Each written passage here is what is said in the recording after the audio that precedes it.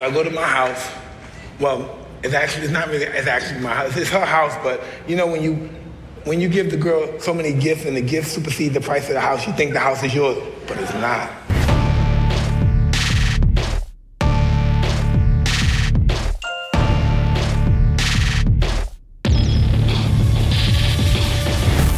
Mike Tyson é um boxeador lendário que foi campeão mundial no fim dos anos 80 e ainda é a figura mais conhecida do mundo do boxe. Nesse vídeo a gente vai trazer você mais para perto desse grande atleta, contar fatos interessantes sobre a vida dele e descobrir o que levou o cara à ruína financeira.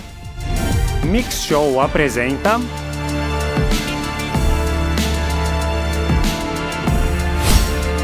Mike Tyson, o que aconteceu com Iron Mike e a fortuna dele. Michael Gerard Tyson nasceu em 30 de junho de 1966 no Brooklyn, Nova York. O pai biológico era o taxista jamaicano Purcell Tyson, que tinha largado a família antes dele nascer. Naquela época, a mãe dele, Lorna Mae Smith, trabalhava como garota de programa e já tinha 2 filhos, Rodney e Denise.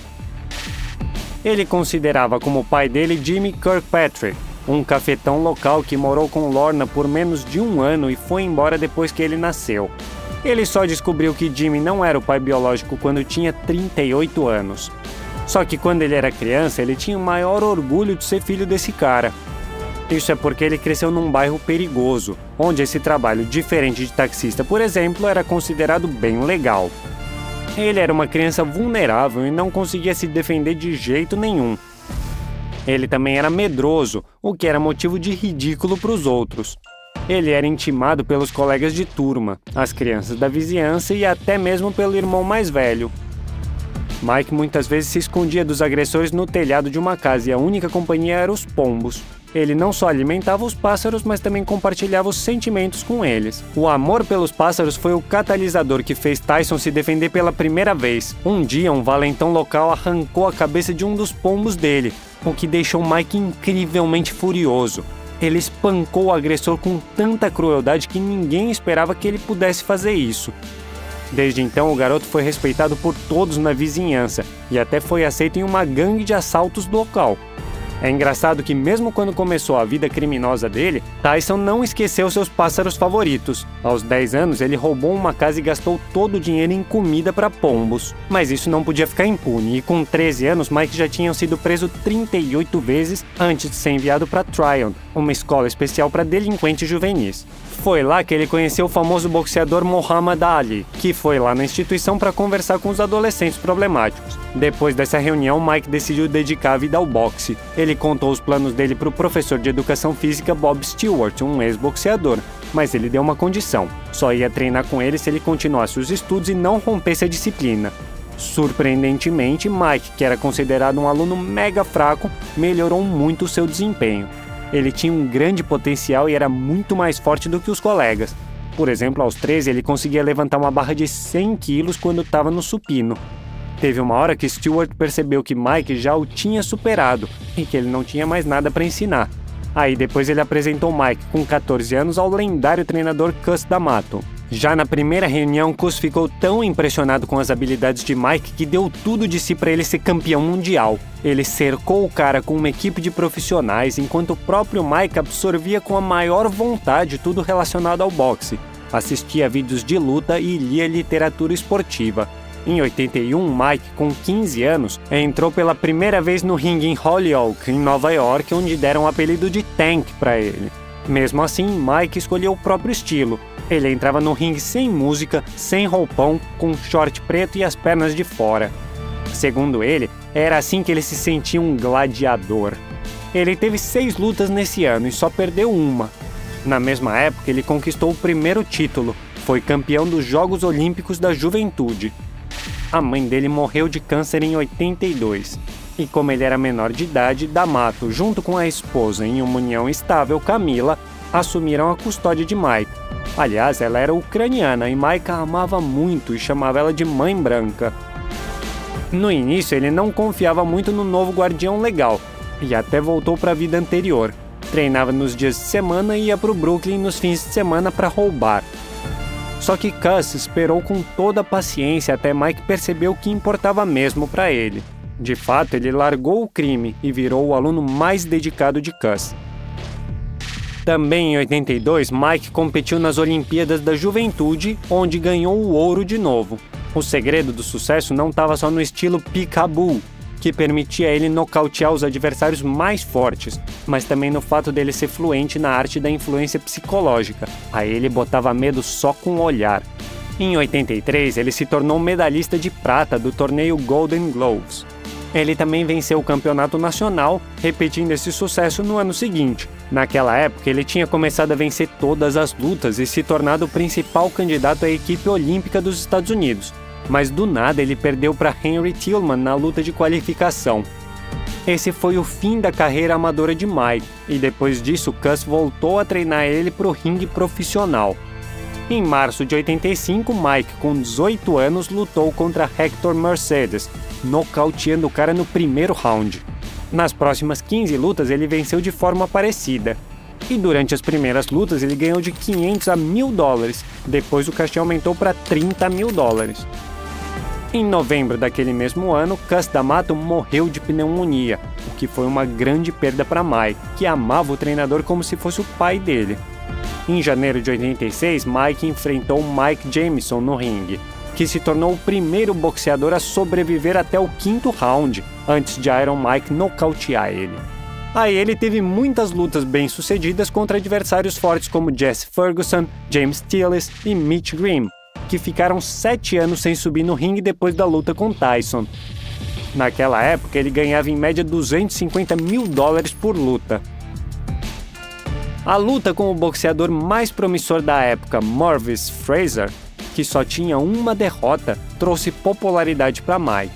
Logo na primeira rodada, Mike mandou o cara pro espaço. Ele ganhou $450 mil pela luta. E um mês depois ele nocauteou José Ribalta. Foi aí que deram o apelido para ele de Iron Mike. No mesmo período, ele assinou um contrato com o promoter Don King, famoso por organizar as lutas mais espetaculares e lucrativas. Mike também foi convidado para o cinema. Ele apareceu em episódios de Webster e Quem é o Chefe. Em novembro de 86, ele entrou no ringue com o campeão mundial da WBC, Trevor Burbick, e o derrotou por nocaute técnico. Na luta, Mike bateu 2 recordes mundiais ao mesmo tempo, se tornando o mais jovem campeão dos pesos pesados aos 20 anos, e a primeira pessoa com um golpe que fez o adversário subir e cair 3 vezes seguidas. Ele ganhou 1,5 milhão por essa luta. No ano seguinte, ele defendeu o título de campeão mundial da WBC contra James Smith e ganhou o título da WBA faturando $2 milhões. Mike depois defendeu o título contra Pinko Thomas, recebendo $2,5 milhões. Em agosto de 87, teve uma luta única entre Mike Tyson, o campeão invicto da WBC e da WBA, e o campeão invicto da IBF, Tony Tucker. Mike venceu por decisão unânime e se tornou o campeão mundial absoluto dos pesos pesados e o primeiro na história do boxe a ganhar os 3 títulos em um ano. Durante a luta, ele faturou $2,5 milhões. No mesmo ano, depois de nocautear Tyrell Biggs, Iron Mike defendeu o título recebendo $2,5 milhões pela luta. Enquanto isso, o público também estava ligado na vida pessoal dele, que trocava de mulher como quem troca de roupa. Entre suas amantes estava a modelo Naomi Campbell, então com 17 anos, que ele tinha conhecido numa festa. No entanto, alguns meses depois, em outra festa, eles se separaram depois que Mike bateu em Naomi. Esse não foi o único caso de agressão dele, não. No verão de 87, ele foi preso depois de ferir um funcionário de estacionamento que estava defendendo uma colega que Michael tinha assediado. No fim das contas, o caso foi encerrado e Mike pagou uma multa de $105 mil. Uma das razões desse comportamento é a psicose maníaco-depressiva. Mike foi diagnosticado com esse transtorno quando jovem. Em 88, ele defendeu o título de campeão absoluto enfrentando o mundialmente famoso Larry Holmes, que perdeu por nocaute técnico pela primeira vez. Mike ganhou $5 milhões pela luta. Ele também derrotou Tony Tubbs por $10 milhões e Michael Spinks, que foi eliminado no primeiro round, e ele ganhou o título de campeão mundial da revista The Ring. Nessa luta, ele bateu um recorde, faturando $22 milhões. Naquela época, foi o maior cachê na história do boxe com o menor tempo, em 91 segundos. Mike se casou pela primeira vez nesse mesmo ano. Foi com a atriz Robin Givens, que já estava grávida dele na época. Só que alguns meses depois o casamento começou a desmoronar depois que ela teve um aborto espontâneo. Ela acusou publicamente Michael de abuso físico e de traição, e ele chamou a esposa de espertinha, e tinha até certeza de que ela tinha inventado a gravidez para ficar com o dinheiro dela. Um ano depois, o casamento foi oficialmente dissolvido e Robin conseguiu processar Mike por 10 milhões de dólares. Depois ele falou para a empresa que outro motivo para o divórcio tinha sido a traição dela com Brad Pitt, que segundo Mike implorou para ele não matar. Em 1989, a carreira dele estava num momento decisivo. Ele demitiu seu treinador e sua equipe, e aí depois a carreira derrapou. Naquela época, Mike se dedicava cada vez menos ao treinamento e abusava cada vez mais do álcool. E apesar dele ter vencido lutas contra Frank Bruno e Carl Williams, ganhando um total de 12 milhões, a luta com Buster Douglas terminou em derrota para ele, a primeira da carreira profissional dele. Com essa luta, ele faturou 6 milhões. Durante o mesmo período, o boxeador teve 2 filhos fora do casamento, Diamata Kilrain e Mickey Lorne. Depois da derrota, Mike finalmente se recompôs. Ele passou por um tratamento e retomou o treinamento, e como resultado venceu uma vez Henry Tillman e Alex Stewart e 2 vezes Donovan Ruddock. No total, Tyson ganhou 21 milhões de dólares pelas 4 lutas. A série de vitórias foi interrompida por um escândalo, porque em 91 ele foi acusado de ter tido relações com uma participante de um concurso de beleza de 18 anos, Desiree Washington. Em fevereiro de 92, Mike foi condenado a 6 anos de prisão. Ele tinha se convertido há pouco tempo ao Islã. Em 93 foi lançado o primeiro documentário sobre ele, Mike Tyson, a queda de um ídolo. Depois disso fizeram muitos outros filmes sobre a vida dele. Depois de cumprir 3 anos, ele saiu sob fiança e depois voltou ao ringue. Em 95, Iron Mike lutou contra Peter McNeely e Buster Mathis e venceu, ganhando um total de 35 milhões de dólares. Em 96, depois de derrotar Frank Bruno, ele conquistou o título da WBC e ao derrotar Bruce Seldon o título da WBA, se tornando tricampeão mundial. Ele faturou 30 milhões por cada luta. Mas o peso pesado perdeu o campeonato naquele ano, perdendo por nocaute técnico para Evander Holyfield. Segundo a revista Ring, esse confronto foi chamado de luta do ano, mas o público não aceitou o resultado da luta e exigiu revanche, porque tinha Mike como favorito. Em 97 teve uma revanche que foi a luta mais cara da época, e mais uma vez Mike foi derrotado. Ele foi desclassificado porque mordeu e quase arrancou a orelha de Holyfield. Ele ganhou 30 milhões por cada luta, mas pela agressão dele na última delas, ele levou uma multa de 3 milhões e teve a licença de boxeador suspensa. Mike se casou pela segunda vez nesse mesmo ano. Dessa vez foi com a pediatra Monica Turner. Pouco antes do casamento, Monica teve uma filha dele, Raina, e um ano depois um menino, Amir. Em 98, ele fez uma aparição especial na WrestleMania 14, faturando 3 milhões de dólares. Nesse mesmo ano, ele de novo teve problemas com a lei. Depois de espancar 2 motoristas, Mike foi condenado a 2 anos em liberdade condicional, uma multa de 5 mil dólares e 200 horas de serviço comunitário. Na mesma época, Mike processou o promotor Don King em 100 milhões em indenização pelos danos causados durante o tempo que eles passaram juntos. Mas o caso não foi para o tribunal e tudo foi resolvido com 14 milhões de dólares. Em 99, Mike recuperou a licença e depois derrotou François Botha e Orlin Norris, que devido a uma lesão se recusou a entrar no ringue depois do primeiro round. O resultado foi que a luta foi anulada. No total, ele ganhou 19 milhões. Nesse mesmo ano, Mike fez o papel dele mesmo nos filmes Preto e Branco e Por Uma Boa Briga. Aliás, ele já tinha aparecido em vários programas de TV e videoclipes. Em 2000, Mike teve 3 lutas, saindo vitorioso de 2 delas. E a luta contra Andy Gollard foi anulada, porque eles encontraram drogas ilegais no sangue de Mike. Mais tarde, ele confessou que costumava usar os testes de outras pessoas para passar no teste de doping antes das lutas. Ele ganhou 28 milhões por essas lutas. Na mesma época, ele estrelou os filmes Bolívia e Crocodile Dundee, em Los Angeles. My name's Mikey. What's yours? Hey, Mike, I'm Mike. Oh, Hi, Mike. I'm Mick. Mikey's dad. Mikey, Mick, Mikey. You gotta be kidding me, right? No. Okay. Em 2001, ele derrotou Brian Nielsen, levando 5 milhões, e no ano seguinte ele enfrentou Lennox Lewis no ringue numa luta pelo título mundial. Naquela época, Mike não estava na melhor forma. Ele estava tendo problemas com dependência e excesso de peso, então não foi nenhuma surpresa quando ele foi nocauteado por Lewis. Essa luta foi o evento de maior bilheteria da história do boxe, e os próprios boxeadores receberam 35 milhões. Em 2003, ele nocauteou Clifford Etienne no primeiro round, ganhando 5 milhões. Antes dessa luta, ele fez a famosa tatuagem na cara. Nesse mesmo ano, o casamento dele com Mônica terminou. Por 6 anos, ela sofreu com a constante traição dele, mas o casamento acabou mesmo por conta do caso fora do casamento que deu no nascimento do filho Miguel em 2002. Depois do divórcio, Mônica processou Mike por 6,6 milhões.